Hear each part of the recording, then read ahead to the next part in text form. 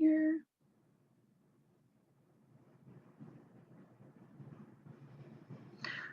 Okay.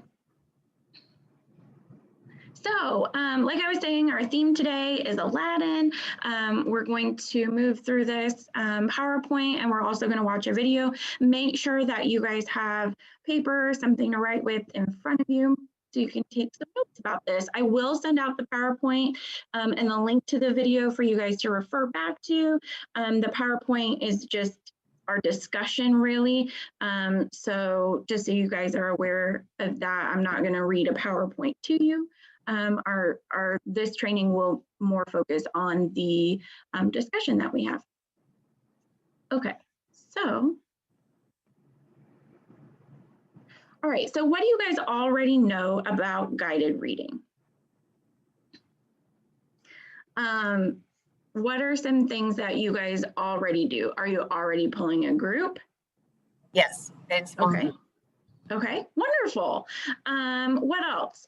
Are you planning for it, or are you just pulling a center and you're working on that group there? I've been printing out some like short passages and go through so that each kid has a copy in front of them to take notes on and circle and highlight, and going through and then answering some composition questions at the end. And then we're practicing going back into the text to find the answer and circling it. Okay. Thank you so much for sharing, Ms. Sumner. I appreciate that. What I do is I look at their weekly reading assessments, and I just see which students are struggling with certain skills, and then that's how I pull them according to which skills they're struggling with. And you know, of course, whatever standard we're working on that week, if I can see that the kids are struggling, then that's another way that I use to pull groups and work with. Okay, perfect. Anybody else have input? Reeves. When I pull my groups, I pick different leveled readers that would be more centered to what they would want to read, because a lot of them don't like reading right now. And then I go over the standards that we just previously passed and graphic organizers that go with them for like the week before. So then they get a whole another week of doing it again. Awesome. Yeah. So it sounds like you guys are really on the right track. Some of you guys are using that assessment data. Reeves is looking at the interest of her students. Sumner said that she's got that passage there so that the students can follow along. Those are all great pieces of guided reading. So it sounds like you guys have some good background knowledge. So at the end of this session, you're going to be able to understand the pieces of the guided reading lesson. And we just discussed that question. So first things last, kind of. This goes along with what Ms. Franz was talking about. In any guided reading lesson, you're going to start with the last assessment. So Ms. Franz, you're right on track with that. You're going to look at the data to form groups that need to work on the same skill, or they might already be on the same level. Formative data is essential in this process because you want that real-time data so that you can restructure your groups as needed. Groups should be fluid. It should never be like, well, this is my group for the 9 weeks. You want to be able to pull those groups that need the skill. So if you notice that they're lacking in the standard, like I believe Ms. Reeves said, she's working with those graphic organizers with the students and looking at their interest level in reading. There's so many things that go into this, but those are good places to start. You always want to look at that formative data. So that's very important. So what formative data do you guys currently have? What's something that you're thinking of that you could use, like, oh, I'm looking at this right now and I didn't even realize I was doing that. Franz, what do you look at? I'm going to kind of pick on you a little bit. That's okay. When you say that, exactly what do you mean? Like, so you said that you're looking at, I believe, the weekly assessment. Is that what you're looking at? Okay. So how do you determine who needs what? Okay, so basically what I do when I'm grading their assessments each week, I just kind of make a little list of how many students missed a certain question. And then I try to look at that to see what skill that question was, focusing in on. I don't know if that makes sense, but that's, Yeah. and then that's how I decide who, I need to work with on maybe summarizing, or who I need to work with on finding key details Okay. within the text. So that's what I do. I don't. Yeah, that's definitely a good place to start with that weekly assessment. What else do you guys look at? Is anybody using anything different, or give me your feedback on that? Go ahead. Huff. I haven't heard. Sorry, I didn't want to cut anyone off. You're fine. Go ahead. We do like our phonics test weekly, so based on the phonics skill that we do, and we do it one-on-one. So I can basically tell, like I have some students who can't blend the words together. They know the sounds, but they can't blend them. So I know that they need more help with that. Some of them, they make all the sounds, but they just can't say them all together. I mean, I guess it's the same thing, but they just struggle with the sounds and how to do blends and how to actually blend the entire word or digraphs and stuff like that. So I pull those groups individually to work on skills like that.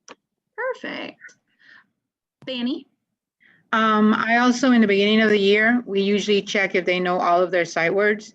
And depending on what level they are on, whether kindergarten, first, second grade, I also level them out with that, so that I am able to, for them to see the words consistently and that they can learn it and improve on their reading a little faster. Awesome. So I do part of that in the guided reading. Great. Okay. Anybody else have input? We'll take one more. I can do it. Dean? Oh, sorry. Oh, we can't hear you. You're muted, Dean. Okay, can you hear me now? Yes, ma'am. Okay, so I like to do the shorter assessments because I don't always have time to look through all like the big weekly test or like the guided stuff before it's time to form stuff. So sometimes I'll just give my kids like a sticky note and then ask them a question based off of something that we're learning with the learning target. Like, can you identify the 3 events from the story? And then I'll just mark it like, these people really have it. These people still need some improvement. These people kind of have it. They need a little bit more scaffolding, that kind of situation. I really like that you said that. I like that you said that you're doing just a quick formative, because sometimes we think of assessment as like a test, and it really doesn't have to be. It can be that sticky note exit ticket that you're doing, that you want to see exactly where they're at with the standard. And it sounds like you're doing the ASL tool that we've been focusing on, and I know that you've had the new teacher center mentors to come in and do that with you. So you're grouping your kids according to those levels. And that is also a wonderful way to jump off with guided reading. So great answer, thank you. Okay, so we're gonna go ahead and move on, keeping those formative data ideas in mind. So we're gonna watch a video clip that walks us through the guided reading. As you watch the lesson, write down the steps that you see in the guided reading lesson. Just write down what the teacher's doing with those steps, and then we're going to discuss. Whoops. Okay. So, can somebody tell me what you're going to do while you watch the guided reading lesson? I'm going to write down the steps. You're right, Mr. Kramer. The steps of what? The steps, what the teacher does. The steps of what the teacher does during that guided reading lesson. Excellent answer, Mr. Kramer. All right, so let's start sharing again.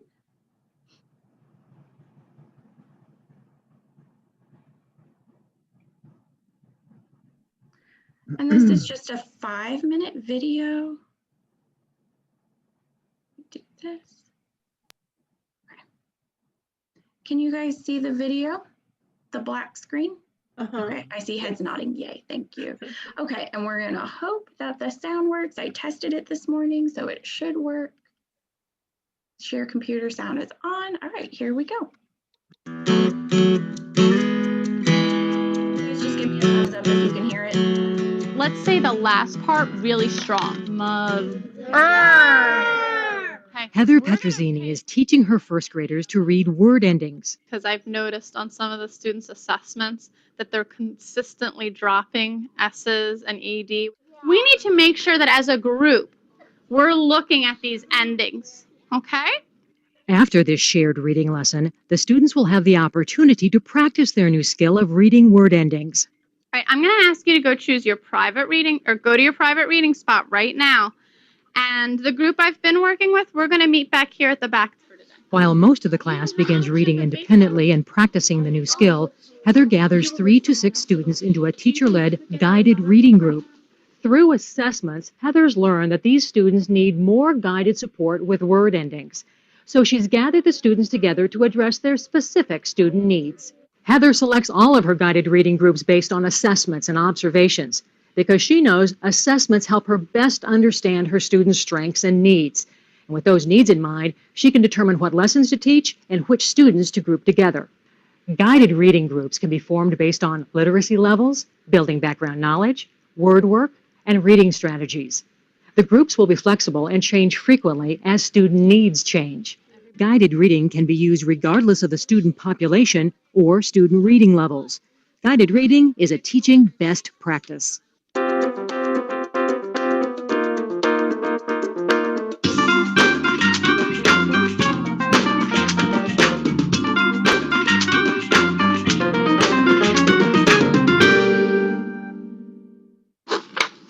Heather always prepares for each individual guided reading lesson.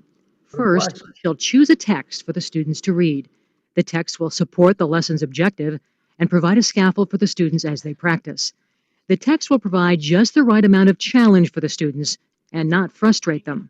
But it took a long time to get to the point where I knew which book to use. The first couple years, I would go to the book room and pull out big book after big book and think, I don't know what to do with this book. And now, the more I've gotten familiar with the books, the better. There's a greater ease that I can pick the book out with. Heather then gathers any learning tools she'll need. And as her last step in planning, she prepares an introduction to the text.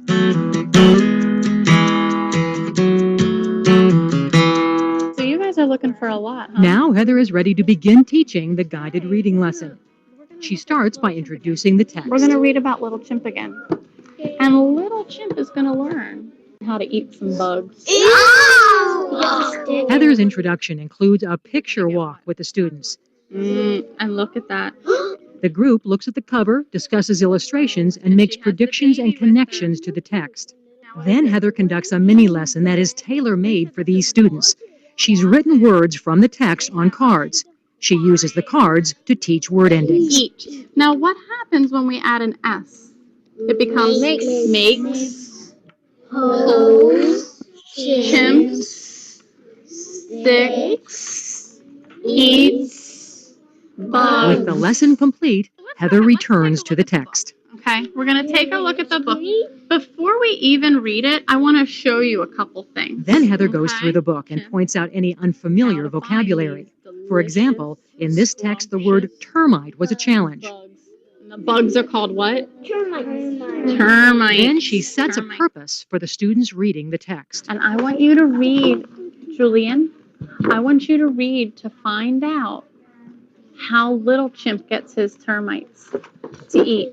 As the students read independently, Heather moves around the group and listens to each student. She helps students who may need additional support. And then you went back and you fixed it. Way to go. This also gives Heather an opportunity to do a running record or take anecdotal notes on students' progress. He always finds things. After monitoring their progress, Heather asks the students to respond to what they've read. Well, you know what? We're going to write about those termites. We're going to all write about them. Okay? All right, let's sit down on our bottoms. The written responses will show Heather how well the students understand what they've read. It's one more way that Heather assesses student learning during guided reading. Heather will take the information she's gained from her observations and assessments and use it to guide her selection of what to teach next time she meets with this guided reading group. All right, so just take a few minutes, or I'm sorry, not a few minutes, about 30 seconds, and write down your final thoughts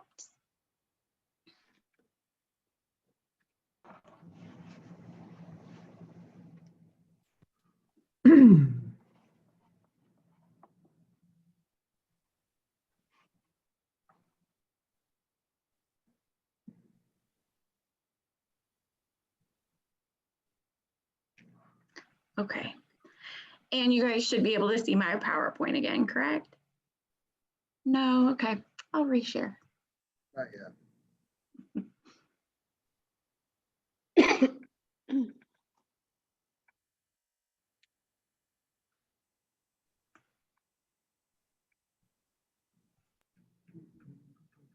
Okay, you see it? Yep. Yay! All right, so get back on here. So what is something that the teacher did that was new or that you did not realize for guided reading? Just something that you were like, oh, I never thought about doing that, or oh, that's new to me. I would probably say, as the students were reading independently in the group, I guess I never realized that.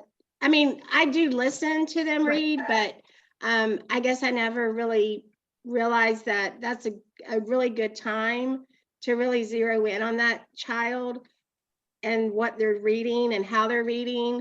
And, you know, that can give you a lot of information, basically. I mean, I'm sitting there and I'm listening to them read, but maybe I'm not really listening. You know what I mean? Yes, you're not like listening for something. Right. Yeah, that makes sense.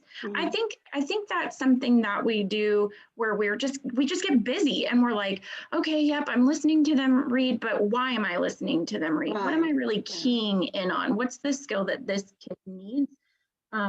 So that's a great aha. I completely understand that. Is there anybody else that you're like, oh, I didn't realize, maybe I should try that? Miss Summers, and then we'll have Miss Dean go. I like the setting a purpose because I mean, I have a purpose in my head, but I don't tell them what I wanted them to tell me until after they've read it. I'm not saying, okay, I want you looking for this while you're reading. I have them read it, and at the end, I'm like, okay, and then we talk. So if I set a purpose, I think that it'd make them like more focused and looking for, you know. Yeah, that's a great point. Yeah, setting a purpose can be really powerful. You're so right. Miss Dean? I was going to say that I like how she kind of like started the small group with gaining interest, going through the picture walk, going over difficult words, stuff like that to get them interested in before just hopping straight to like the learning focus. Because I typically, I start with what I want to learn and then everything else follows from there, but I don't take the time to get them interested in the book and the topics that we're reading. That's true. I think that's one of the things where we're just like, oh yeah, they're interested, or oh yeah, they got this, and we just get going through our process because we know what we have to do. So I appreciate that comment, just like making sure that they're interested. And she was like, oh, the bugs, and they're like, ew. Yeah. So I have a question. Go ahead. Yeah. Would we do this with the leveled readers or would we do this with the actual, now I'm talking about the 120, not Power Hour, but would we do this with the leveled reader material or would we do it with the Wonders book or both? You would do it more with the leveled readers because you want the material to be on the student level so that you can really gradually move them up. So whole group, more reading Wonders, small group, the leveled readers. Okay. I'm also using the books in Jenny's room that have a lot of higher interest levels for kids, a lot more nonfiction that are already leveled. Exactly, Miss Reeves, exactly. Reeves, where'd you get that at? They're in Jenny's room and it's all of the bookshelves are full. Are you talking about the ABC? Okay. All right. Yep. So those are great resources. You guys are so right. Okay, so let's talk about the actual steps. So what did she do first? I wrote down that she did some preparation. Obviously, she shows a text and then she prepared an introduction on how she wanted to introduce that text. Yep. And really that would be more like step 2, because remember, we're starting with that formative assessment data to drive your knowledge of what those groups are going to need. So really, we start from really the end of the last lesson, and then we move forward with that developing interest. So that's a very good point. I think it was important that they said for the text to choose it challenging, but not like absolute struggle. Right. So it might be a little bit on their frustration level, but you don't want to throw a high level book at them that they're not going to be able to read independently. That's a very good point. And then I want to go back to what you said, Ms. Reeves, too, because you said something at the beginning that's important is you're building that interest. You want to select something that they're interested in. So I think that's an important piece as well. And we have, like Reeves said, we have so many of the books in Jenny's office that are high interest, and they're all leveled already for you. So the second thing, which kind of goes with what Mr. Cranmer said, was you're going to preview the book. What does this look like when you're previewing? What are some things that she did when she was previewing? Picture walks, going over challenging words. Maybe, yeah. Making predictions. Making predictions, exactly. Just building that interest, so that they're kind of thinking, oh, this is what we're going to read, and they were really excited about it. And how long do you guys think that preview takes, or were you paying attention to how long the preview takes? 2 to 3 minutes. I mean, Just simple. Yeah, exactly. It's short, it's quick. You're not spending your whole small group time on previewing the book. It's very short and quick. All right, step 3. What was the next thing she did? So we've looked at the formative assessment, we've got our group, now we're previewing the book, then what? A mini lesson. Yeah, that mini lesson, great. So how do you know what to do a mini lesson about? What are you looking at? That formative assessment data. Huff, what were you gonna say? I was gonna say based on what they're struggling with, so it should relate to the book, but it should be what they're having problems with. What they're having problems with, right. And like Dean said, it's that formative assessment data. Are we sensing a theme? Formative assessment data. Okay, and then the next thing you're gonna do, and I can't remember who said this, but you guys set that purpose for reading. What did the teacher do to set the purpose?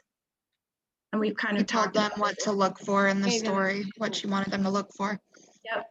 What did she want them to look for in the story? She was prepping them for what they needed to think about while they're reading. Setting a purpose for reading in any situation is a best practice. So we want to make sure that we're doing that during that guided reading piece. Then after she set the purpose, what did she do? Students read independently and she listened to them and took notes. Yes, right, Mr. Cranmer. So the students read. And what did she do, Mr. Cranmer? You said this? She took analytical, I can't ever say that word, notes. Anecdotal notes, yeah. Anecdotal, there we go. Yeah. So, And she gave support when needed. Yes. She did pose questions to them too, like, oh, what do you think about this? She was listening to them. She was correcting and modeling reading as well, and providing feedback. So she was doing a lot of things while listening. So it's like that active listening piece that we want to make sure that we're doing. And she had a chart with all the students on it next to her so she could take those notes so she wouldn't forget. And that's a great place to keep progress monitoring data as well. Absolutely. That is such a good thing that you guys can do that right there so that you're not like having to do double the work. So you're listening to them, you're already seeing what they're weak in, you know what they're weak in based on the formative assessment data. So 100% what Ms. Lewis said, making sure that you're keeping that data right then and there. And then last but not least, was they answer the purpose question in written form. I know that you guys have some low students. What are some other ways you want them to attempt the writing, but are there some other ways that they can show you that they understood the purpose? They could draw a else can- picture. They could draw a picture, yeah. So you want them to attempt to write just so you have that work sample as well. But if they are very low or still learning English, you can have them draw a picture as well. You still want them to attempt the writing. Don't just have them draw the picture, but you want to incorporate the visual representation so that you can see their thinking and that they're understanding what is happening. So what's the purpose of them writing? Why wouldn't we just say, okay, time to switch groups? It shows if they, oh, go ahead. Oh, I was just saying reflection. Reflection, yep. Good, Dean? I was just gonna say it shows us as the teachers if they fully get the concept or if they might need to be retaught or something like that. Exactly, so what do you have at the end? You have another, huh? You have another formative? We have another formative. It's a cycle. So then you look at that to know what to focus on for next time. So you just keep going through that cycle. Okay. So how do you guys, oh, Banny, go ahead. Being that she was checking, I believe, I'm not sure now, but was she checking for the S at the end of words? Was Any that ending. one of the purposes that she was doing as she was reading? Yes. So would you recommend maybe putting in okay, on their paperwork or whatever you've set up, would you put in a couple words, maybe have them put the S and then have them say it to you as the formative for you to check it off that they are using, let's say the S at the end of words? You can build that in as the formative, but you can also listen for whether or not they're doing it while they're reading. So that would be part of that data. Okay. So I don't want to keep you guys any longer because you have another session to go to, but please be thinking about how you plan to implement guided reading based on what you learned. And as we mentioned before, leveled books are located in Mrs. Glasgow's office, okay? I'm gonna let you guys go. Thank you so much for being a wonderful group. Great job. Bye. Thank you. you.